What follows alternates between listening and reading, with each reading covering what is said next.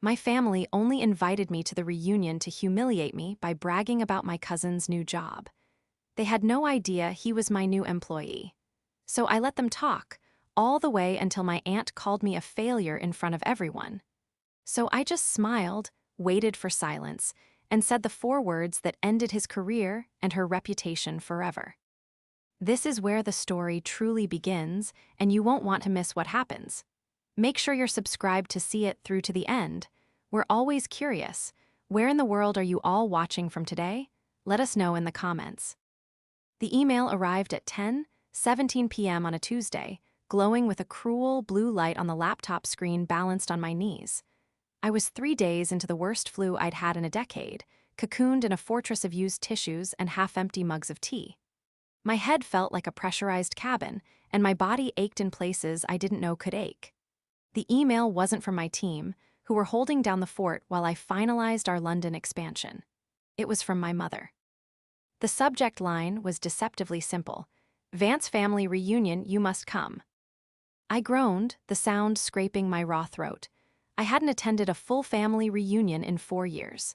Not since the one where my Aunt Carol had cornered me by the potato salad and asked, in a stage whisper that carried across the entire backyard, if my little computer hobby was still paying my rent. At the time, I had just secured my first round of Series A funding. I'd mumbled something about staying busy and fled.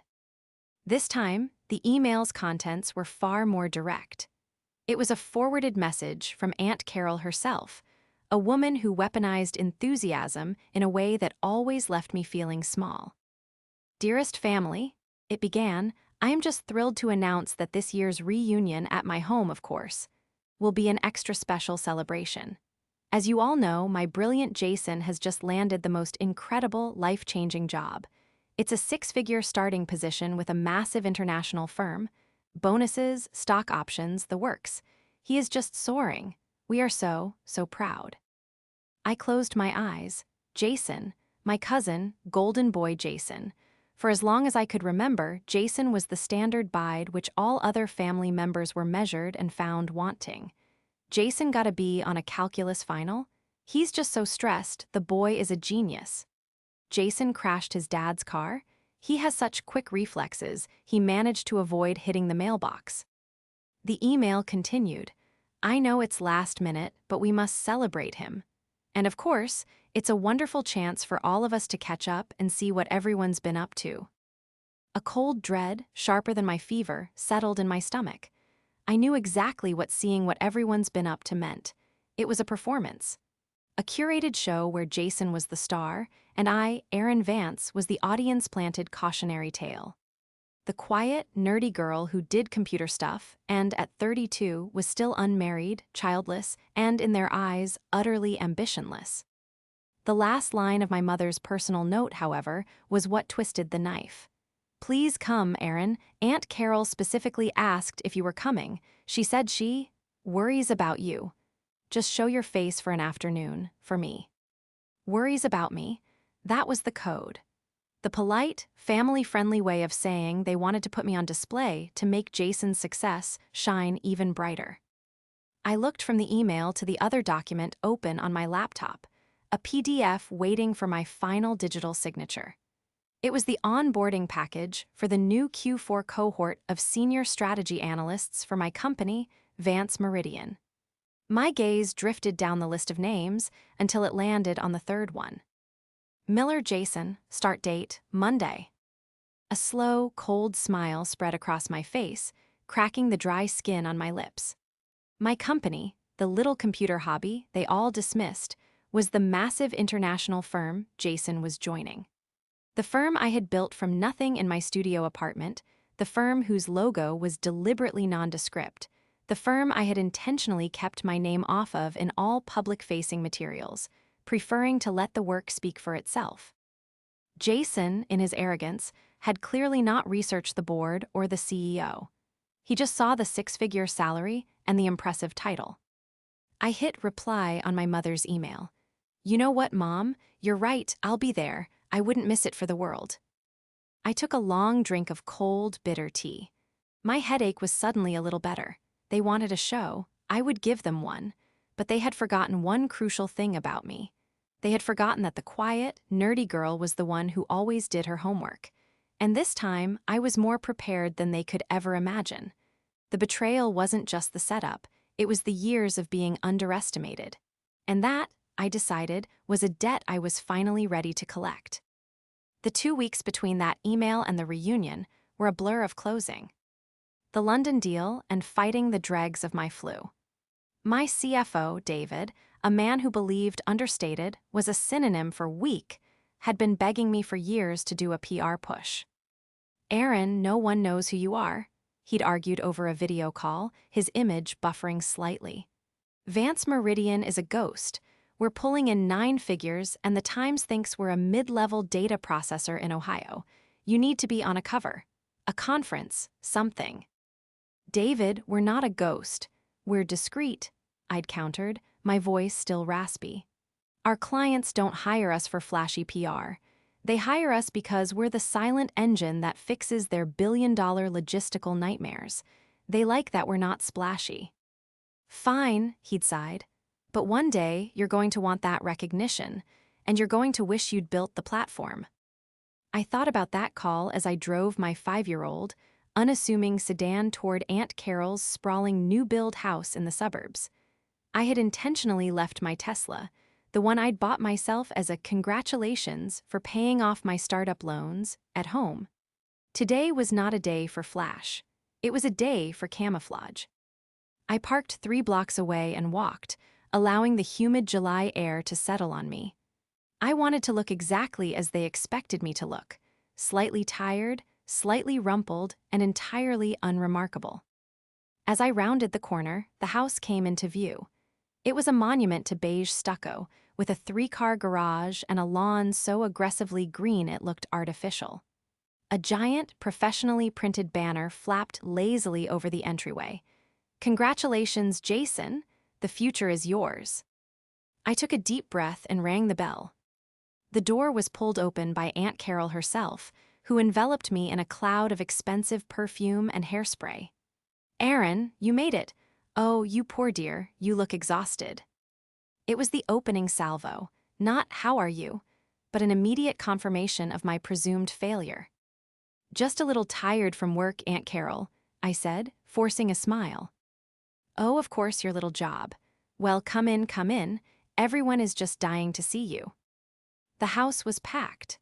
The air was thick with the smell of catered barbecue and the dull roar of relatives trying to talk over one another. I was immediately passed from aunt to uncle, each one giving me a sympathetic pat on the shoulder and a variation of the same comment. "Still with that computer thing, Aaron? Good to see good to see you.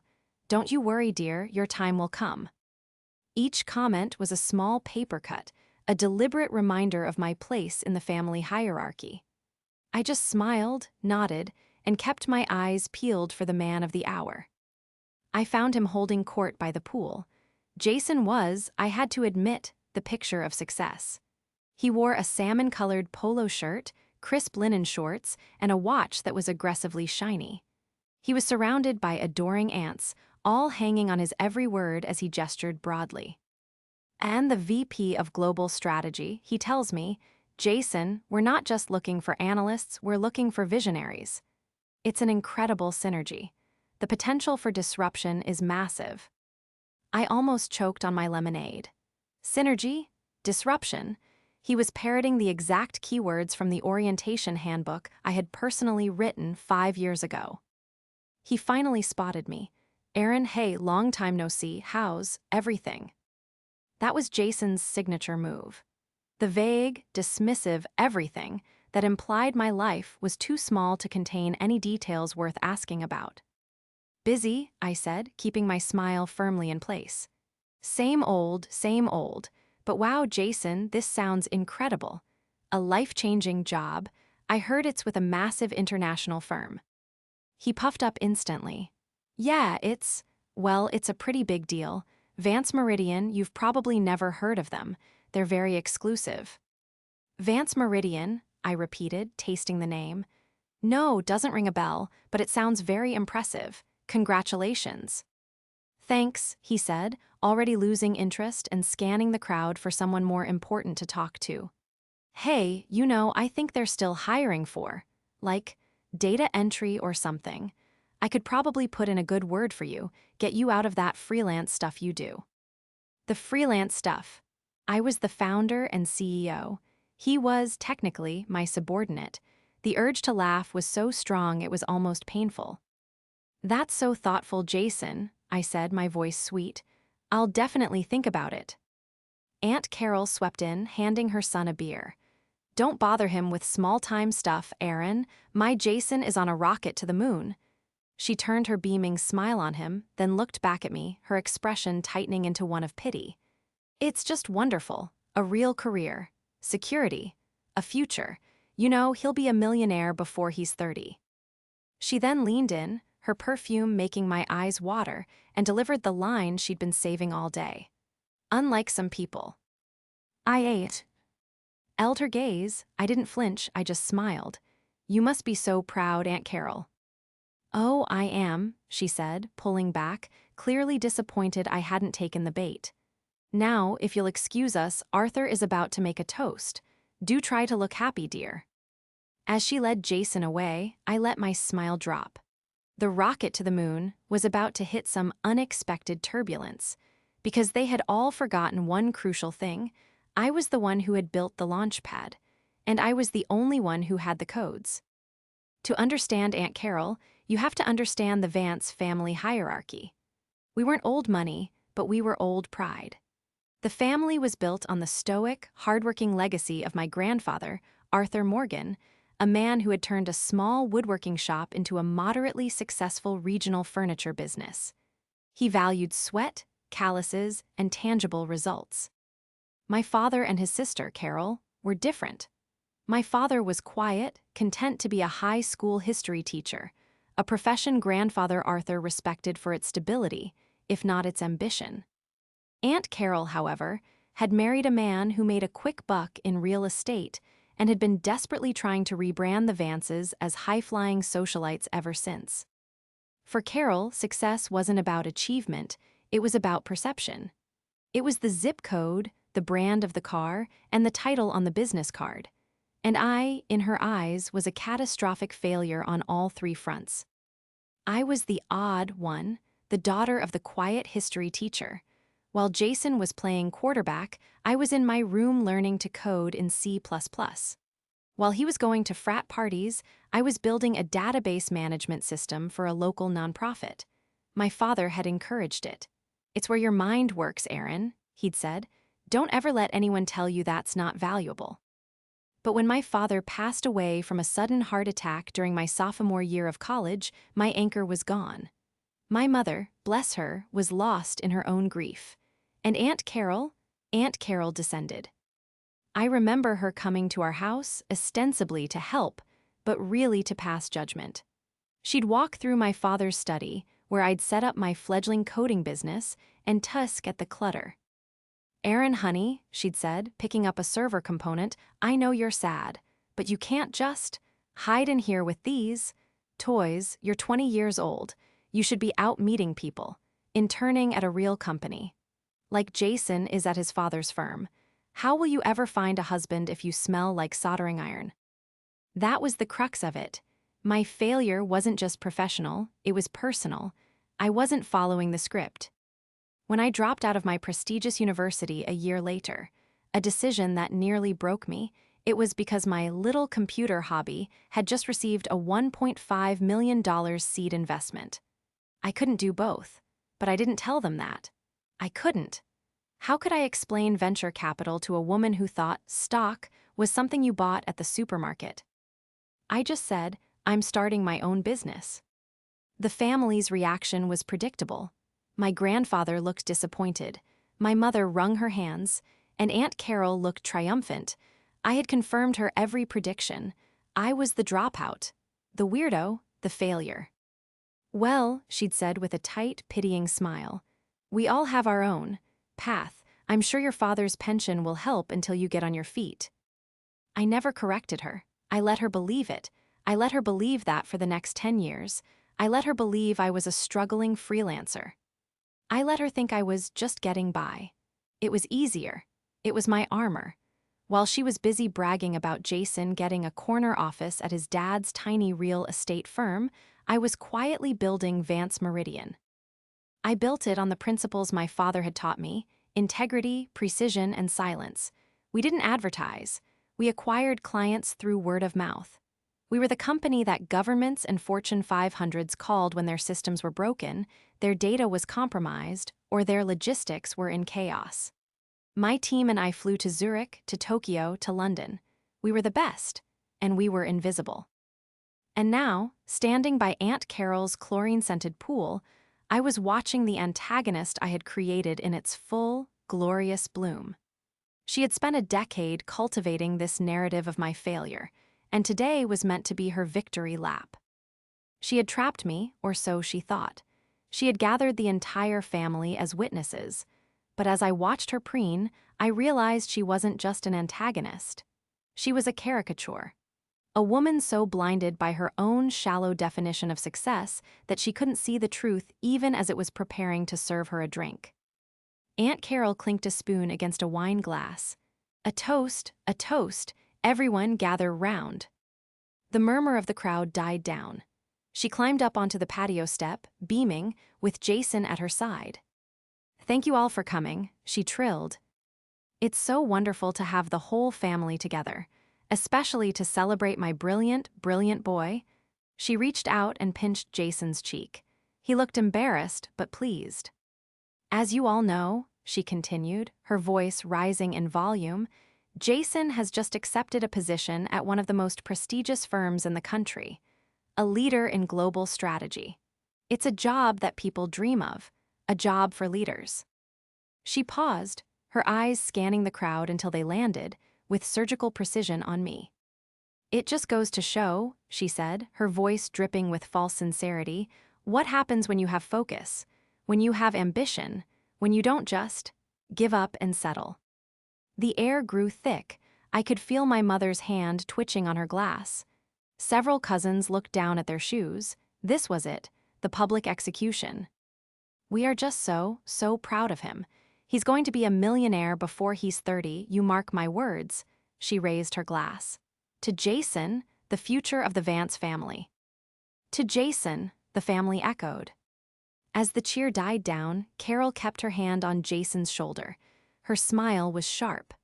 "Oh, and Aaron," she called out, as if she just remembered I was there. "We're all so glad you could make it, dear. We haven't heard from you at all. What have you been up to?" The question hung in the air, a perfectly crafted weapon. What have you been up to? This was the moment, the turning point. For 10 years, my answer had been a shield. "Oh, you know, this and that. Just keeping busy. Same old, same old." I had stayed a passive victim because it was easier than fighting a battle I didn't think I could win. But standing there, with the sting of my aunt's public insult still sharp, something inside me didn't just break, it hardened. My father's voice echoed in my head, "Don't ever let anyone tell you that's not valuable." I was done being their cautionary tale. I took a deliberate step forward, pulling the focus of the 50-odd family members directly to me. I let the silence stretch, just a second or two longer than was comfortable. "Actually, Aunt Carol," I said, my voice clear and steady, carrying easily across the patio. "It's funny you should ask." I saw a flicker of confusion in her eyes. This wasn't in the script. I was supposed to mumble and look away. I've been incredibly busy," I continued, letting my eyes drift from her to my cousin. "That London expansion I was working on finally went through. It was a nightmare of logistics, but we got it done." I heard a few confused murmurs. "London," my mother whispered. Aunt Carol's smile twitched. "London, oh how nice, a little vacation, dear." "Not exactly," I said. "It was for work, for my company, Vance Meridian." I let the name land. I watched as it registered on Jason's face. His tan seemed to pale by several shades. His smile froze, then collapsed. He looked at me, his eyes wide with a dawning, sickening horror. He knew. "What?" Aunt Carol snapped, looking back and forth between us. "What did you say?" "Vance Meridian," I repeated, louder this time. My company, the little computer hobby I started in my dorm room, it's grown. Jason was shaking his head, a tiny, desperate motion. No, that's not possible. The CEO is, the board, I researched. You researched the public-facing board, Jason, I said gently. You didn't research the private holding company that owns 100% of the stock. VM Holdings. Vance, Morgan, my father's name and my grandfather's. I am the sole proprietor and CEO. The trap wasn't just my silence. The trap was my name, the name they had spent my entire life dismissing. The name Vance. The very name Jason had been so proud to be associated with, never once making the connection. But you, Aunt Carol stammered. She was a shark that had just been told the ocean was, in fact, a small pond. She was completely out of her depth. Aaron, you're a freelancer. I am, I agreed. I am free to lance wherever I choose. This week it was London. Last month it was a server farm in Iceland. Next month it's the annual board meeting in New York. This isn't funny, Aaron, Carol shrieked, her voice cracking. Jason, tell her this is a joke. But Jason was mute. He was staring at me as if he'd seen a ghost. He looked like a man who had just realized he'd spent the last month bragging about being hired to wash the car of the woman he'd been mocking. This was the moment where I could have stopped. I could have let the shock sink in, but I knew my aunt, I knew the family. Shock would wear off. It would be twisted into a story of my arrogance. I needed more than shock. I needed proof. You know, Jason, I said, walking closer to him, my voice dropping into a conversational tone. I'm glad we're having this conversation, because I was concerned when your file came across my desk. This was it, the investigation. I hadn't just seen his name on the list. The moment I saw his application, I had done what I do best. I ran a full diagnostic. I didn't hire a pie. I didn't need one. I am the pie. My company's entire business is built on finding the truth in data. Your file, Jason whispered, his voice hoarse. I said, pulling out my phone. Your resume, it's very impressive. Summa cum laude from your university. Intern of the year at your father's firm. Head of regional development for 3 years. See, Aunt Carol crowed, finding her footing. He's brilliant. He is, I said. He's a brilliant, creative writer. I turned my phone screen toward my grandfather, who had been watching all of this with a dark, unreadable expression.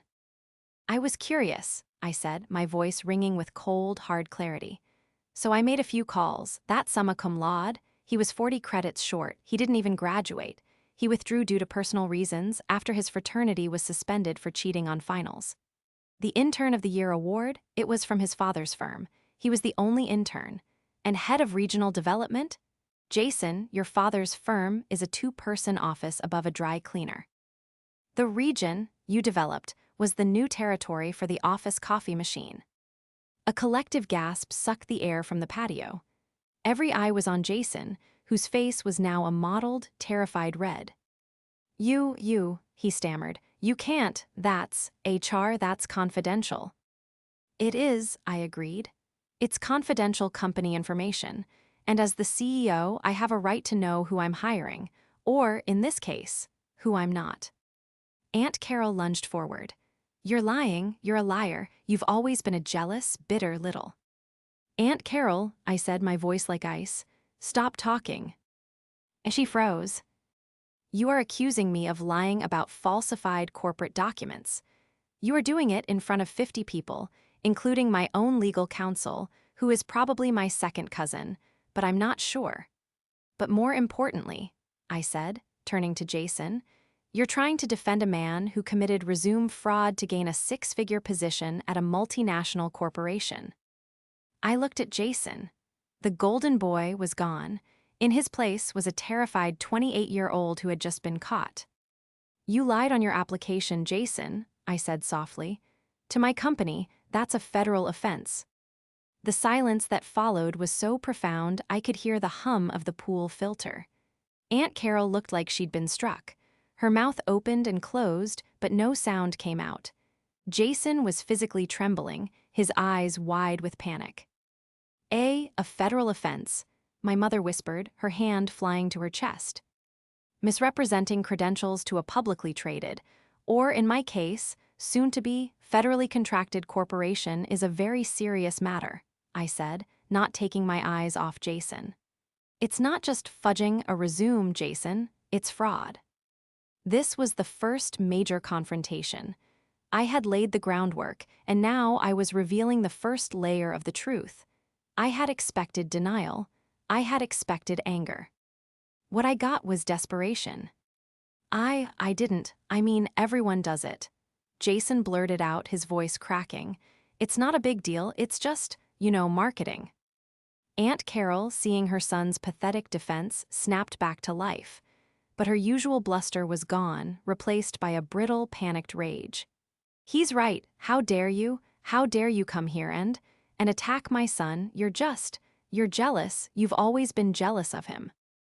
Jealous? I asked, a genuine, mirthless laugh escaping me. Jealous of what exactly, Aunt Carol? His fake degree? His imaginary job history? Or the fact that he was so arrogant he applied to a company with our family name in its private charter and didn't even notice? He got the job, didn't he? She shrieked. You hired him, that's what matters. You said it yourself, his file was on your desk. He passed the first-round algorithm, which just screens for keywords, I explained, as if I were talking to a child. He was then interviewed by a junior HR manager who, frankly, I will be having a very serious talk with on Monday. He was approved pending final executive review. My review. The review I was conducting when I got your email. I turned my full attention back to Jason, who had shrunk under his mother's defense. You didn't just lie, Jason, I said, my voice quiet but carrying. You were sloppy, and at my company we don't tolerate sloppy. It's a logistical security firm, cousin. Sloppiness gets people hurt.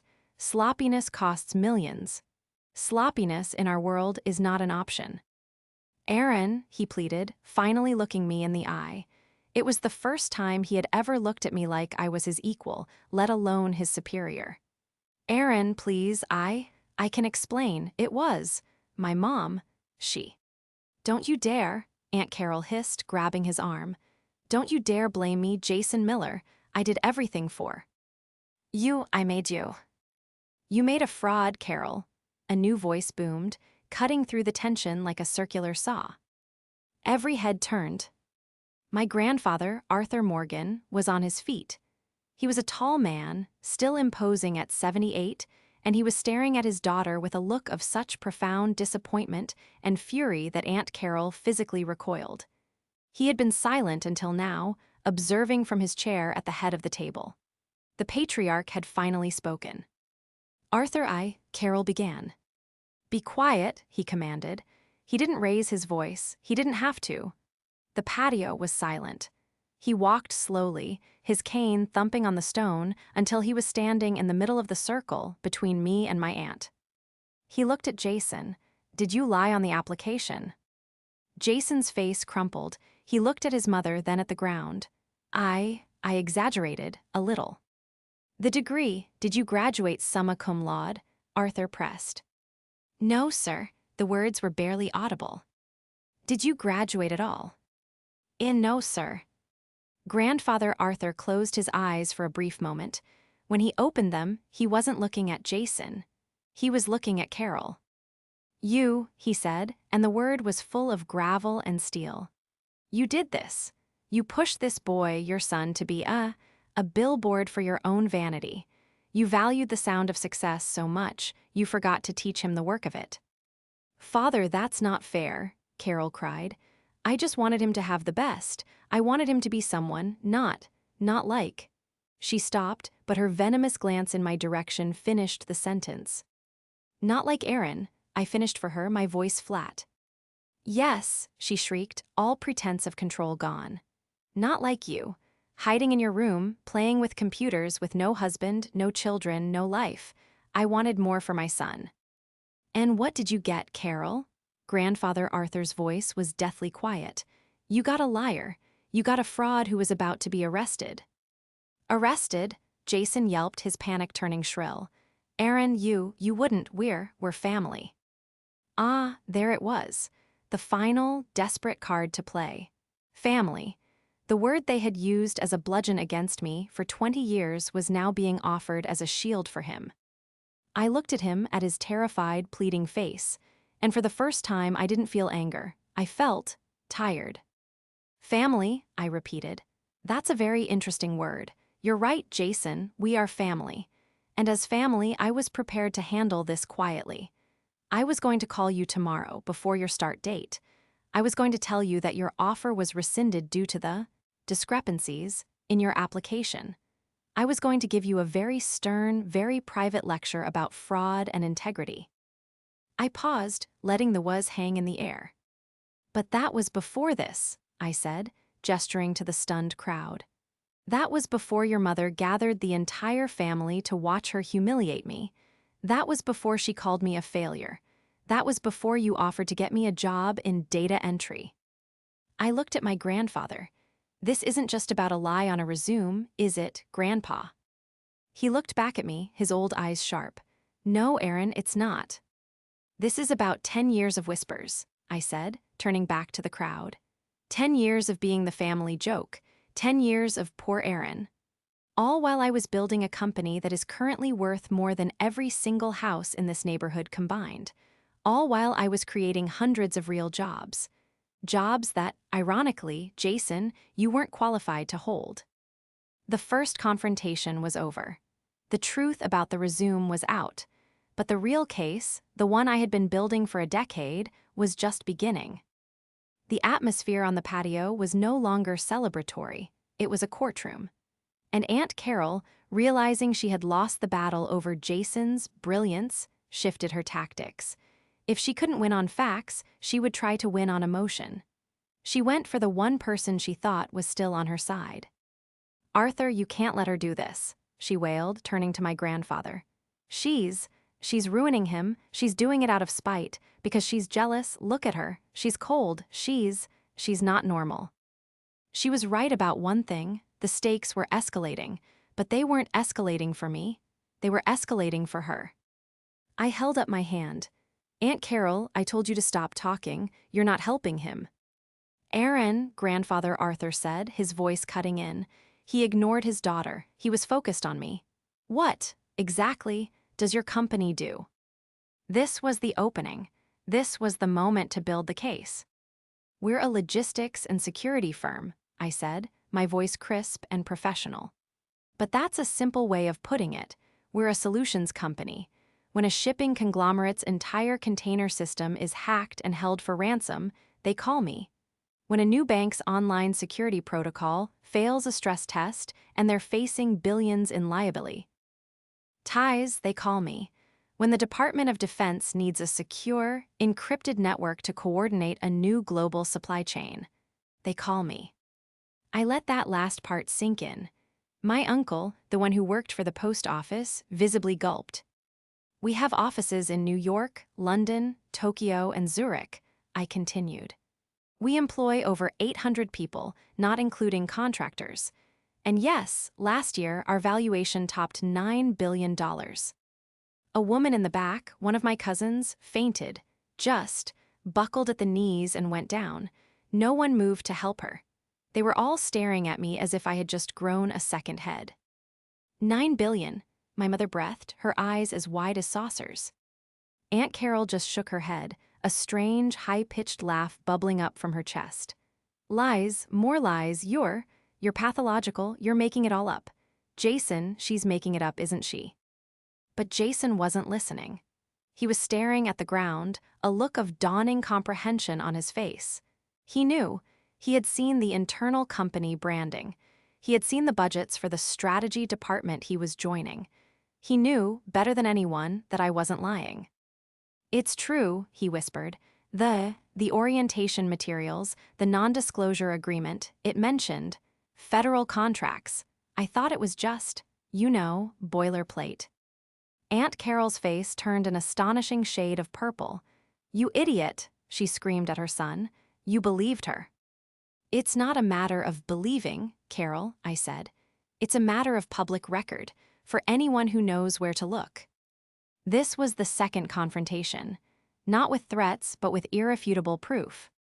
You see, I said, walking back toward my grandfather, you've all been operating under a misconception. You thought I was the one who was lost. You thought I was the one who needed saving. The truth is, I've been the one holding the safety net for this family for years, and you never even knew it.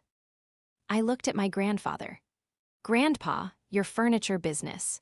That miracle private loan you got 6 years ago to save the mill from foreclosure, after the banks all turned you down. The one from that anonymous benefactor who wanted to preserve local craftsmanship. His face went white, he gripped his cane. You. I nodded. It was the first big check I ever wrote. My father loved that mill. I wasn't going to let it die. I turned to my Uncle Mike, the postman.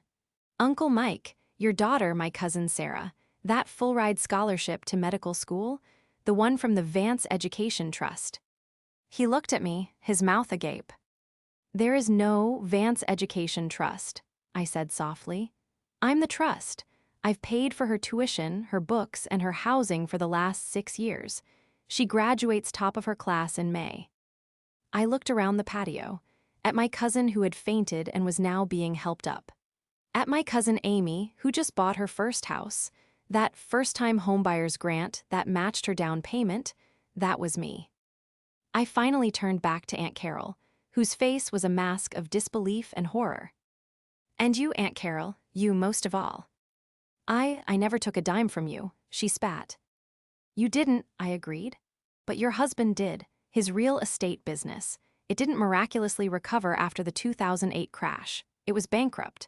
I bought out his debt through a shell corporation. This house, I said, gesturing to the beige stucco monstrosity, this car, Jason's allowance that let him pretend to be a big shot for 10 years, I own all of it. Your husband's company has been a subsidiary of Vance Meridian for the past decade. He's been, in effect, my employee. The silence was absolute.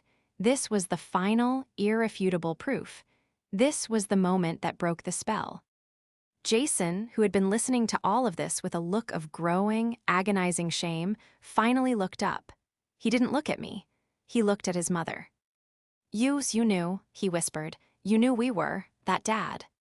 Aunt Carol stammered for the first time in her life, utterly defeated. I wanted you to be proud. Proud, Jason's voice cracked and a single hot tear rolled down his cheek. You made me a joke, you made me a fraud, all this time, she, Aaron, was paying for everything. He looked at me, his eyes filled with a decade of wasted pride. They all think I'm a visionary, a leader, and you've just been paying my bills. He turned and pushed past his mother, past the stunned crowd, and ran into the house. The sound of the front door slamming shut echoed across the patio like a gunshot. The party was over. People were frozen, glasses in hand, staring at the empty space where Jason had been. The air was thick with the wreckage of a decade of lies. Aunt Carol, her face ashen, turned on me. The rage was gone, replaced by a cold, reptilian hate. You, she hissed. You did this. Why? Oh, monster, you planned this. You came here to destroy my son, to destroy me. No, Aunt Carol, I said, and I was surprised to find that I meant it. You're wrong. I didn't plan this. You did. You planned this whole party. You sent the invitation. You gathered the audience. You wrote the script. You called me a failure, a loser, and unlike some people. You handed me the microphone and begged me to tell the truth. I looked around at the faces of my family. My stunned mother, my ashamed uncle, my grandfather who was watching me with an entirely new expression, not of pride, not of shock, but of recognition. He was finally seeing me. I didn't come here to destroy anyone, I said, my voice resonating with a clarity that felt new. I came here because my mother asked me to. I came here hoping, for one afternoon, that I could just be Aaron, just part of the family, but you wouldn't let me. I walked over to the table and picked up my bag. I'm not a monster, Aunt Carol. I'm a CEO, and I have to make a business decision. I turned to my uncle, her husband. "Uncle Frank," I said. He winced. "My legal team will be in touch with you on Monday. We're going to be dissolving your division. It's not profitable, and it's become a liability." You're firing me," he whispered. "I'm liquidating an asset," I said, my voice firm. "What you do with your half of the proceeds is your business, but this arrangement is over. This house, the cars, it all gets sold." "You can't," Carol shrieked. "This is my home." "No," I said, turning to her for the last time. "It was my asset, and you, Aunt Carol, have just proven to be a very, very bad investment." I left her there, sputtering, and walked to my grandfather. He stood tall, his hands clasped on his cane. "Aaron," he said, his voice thick with emotion. "Grandpa," I replied just as softly. He reached out a work-roughened hand and placed it on my shoulder. "Your father, he would be." He stopped, swallowing hard. "He was proud of you. I am proud of you. I am just so very sorry that I was too blind to see you." "It's okay, Grandpa," I whispered. "I'm still here." "I know," he said, "and you, my girl, are a Vance, through and through." I smiled, a real smile. "No, Grandpa, I'm a Morgan too, I'm both." I gave him a kiss on the cheek and turned to my mother, who was crying silently. I took her hand. "Come on, Mom, let's go home." As we walked away, past the stunned, silent family members, I heard my grandfather's voice boom out one last time. "Carol," he said, and the ice in his voice was enough to freeze the pool. "You have dishonored this family, you have shamed your son, and you have insulted the one person who has held us all together. You will apologize to her. And then, you and I are going to have a long talk about the Vance family and the Morgan family." We didn't stay to hear her reply. As my mother and I walked down the street to my car, she squeezed my hand. "A $9 billion company, Aaron," she whispered, her voice full of awe. Why didn't you tell me?" "Because," I said, unlocking the doors to my unassuming sedan, "I didn't think you'd believe me, and I guess I just wanted you to be proud of me, Mom, not my bank account." She stopped, pulled me into a fierce hug, right there on the sidewalk. "Oh, my baby," she cried. "I have always been proud of you, always. I didn't have the words to fight your aunt." "It's okay, Mom," I said, hugging her back. "I found them." Just then, my phone buzzed. It was a text from a number I didn't recognize. "I am so sorry, Aaron, for everything. I didn't know. I'm a fool. Is there anything I can do to make this right? Jason." I looked at the text. This was the moment of reconciliation, the final, triumphant action. I typed back a reply.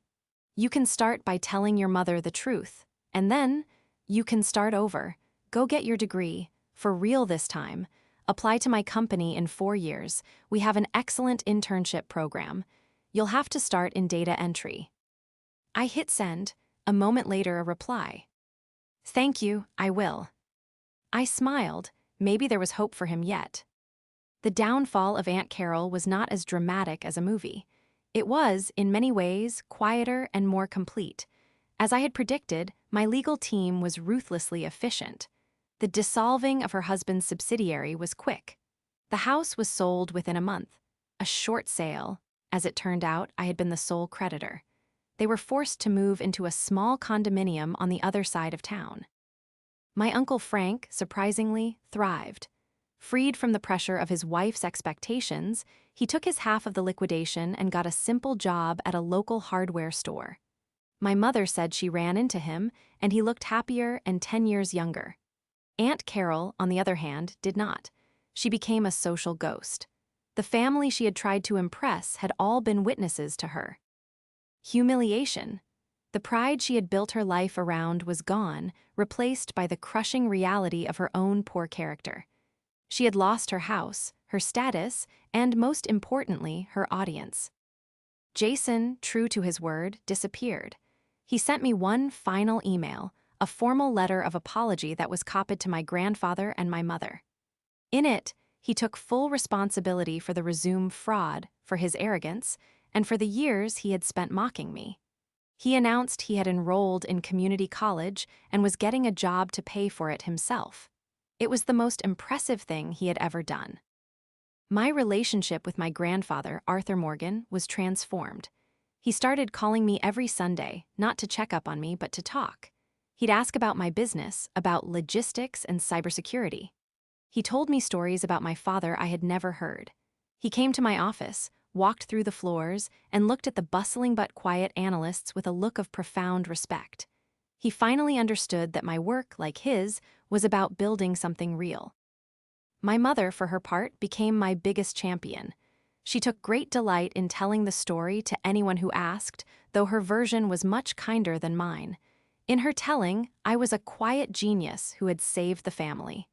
It was embarrassing, but also nice. The full and final resolution came 6 months later, at Thanksgiving. It was held at my grandfather's house, the first time in years. Aunt Carol and Uncle Frank were there. They looked smaller. Carol tried to avoid my eye, but I walked directly over to her. "Aunt Carol," I said. She flinched. "Aaron, you look well." "So do you," I said, which was a lie. I hope you're settling in." She looked at me, and for the first time I saw something other than pity or rage in her eyes. I saw nothing, she was just a tired woman. "It's quiet," she said. "Good," I replied.